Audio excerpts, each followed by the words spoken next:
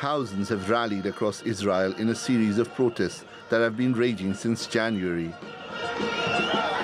The demonstrators come from the opposition parties and a broad cross-section of Israeli society, and they are very angry. I'm protesting against the change of the democratic nature of Israel. I came here to protest against the dictatorship that's becoming of my country.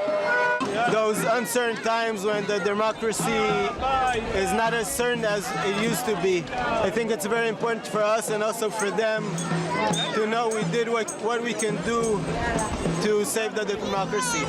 The bill includes several changes, but two in particular are causing great concern.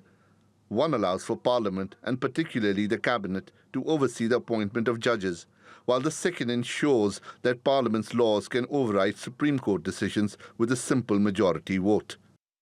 Netanyahu and his allies say the changes are necessary to stop judicial overreach and elitism.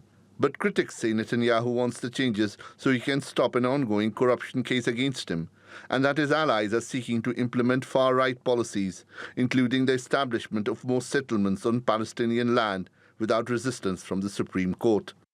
The move has been universally criticized across the country by the Supreme Court, the President, and even members of Israel's normally apolitical armed forces. The consensus opinion is that if the changes are passed, they will make Israel a more authoritarian state. The only thing we want to achieve is that the coalition of destruction will stop the judicial overhaul, to stop the madness, stop the destruction of the army, to make sure that Israel will remain a democracy.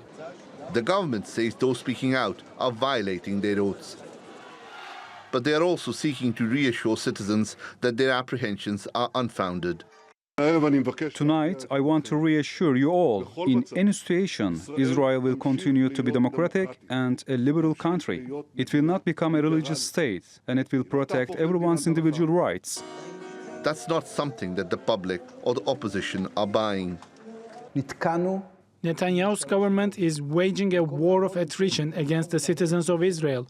All the Prime Minister has to do to prevent the destruction and the hatred and the rift is to announce that he is stopping the legislation. It's unlikely to happen, though, as Netanyahu and his allies remain obstinate on pushing through the reforms. Something that the people of Israel say they are unwilling to accept and continue to fight against. Shoaib Hasan, TRT World.